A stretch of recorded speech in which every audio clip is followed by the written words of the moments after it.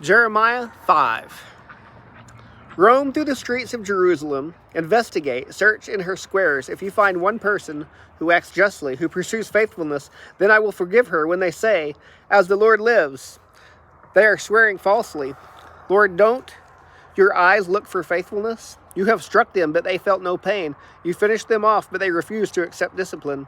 They made their faces harder than rock, and they refused to return. Then I thought, they are just the poor. They have been foolish, for they don't understand the way of the Lord, the justice of their God. I will go to the powerful and speak to them. Surely they know the way of the Lord, the justice of their God. However, these also had broken the yoke and torn off the chains. Therefore a lion from the forest will strike them down. A wolf from arid plains will ravage them. A leopard stalks their cities. Anyone who leaves them will be torn to pieces, because their rebellious acts are many, their unfaithful deeds numerous. Why should I forgive you? Your children have abandoned me and sworn by those who are not gods. I satisfied their needs, yet they committed adultery. They gashed themselves at the prostitute's house. They are well-fed, eager stallions, each neighing after someone else's wife. Should I not punish them for these things? This is the Lord's declaration. Should I not avenge myself on such a nation as this? Go up among her vineyard terraces and destroy them, but do not finish them off. Prune away her shoots, for they do not belong to the Lord. They, the house of Israel and the house of Judah, have dealt very treacherously with me. This is the Lord's declaration. They have contradicted the Lord and insisted it won't happen. Harm won't come to us. We won't see sword or famine. The prophets become only wind, for the Lord's word is not in them. This will in fact happen to them.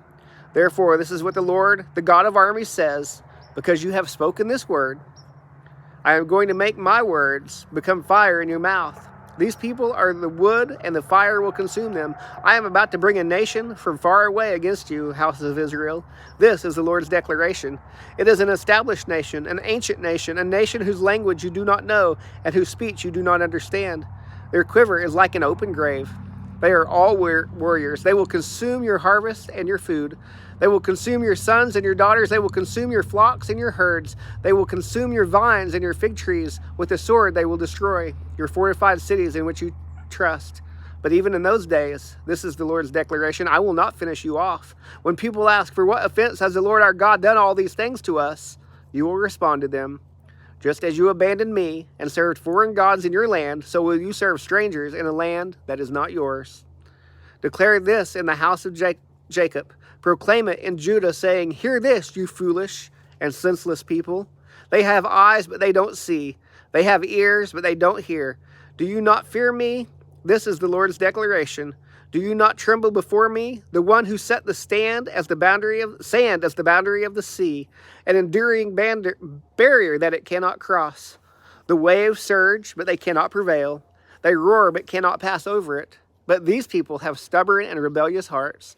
They have turned aside and have gone away. They have not said to themselves, let's fear the Lord our God, who gives the seasonal rains, both autumn and spring, who guarantees to us the fixed weeks of the harvest. Your guilty acts have diverted these things from you. Your sins have withheld my bounty from you. For wicked men live among my people. They watch like hunters lying in wait. They set a trap. They catch men like a cage full of birds, so their houses are full of deceit. Therefore they have grown powerful and rich. They have become fat and sleek. They have also excelled in evil matters. They have not taken up cases such as the case of the fatherless, so they might prosper. And they have not defended the rights of the needy. Should I not punish them for these things? This is the Lord's declaration. Should I not avenge myself on such a nation as this? An appalling, horrible thing has taken place in the land. The prophets prophesy falsely, and the priests rule by their own authority. My people love it like this. But what will you do at the end of it?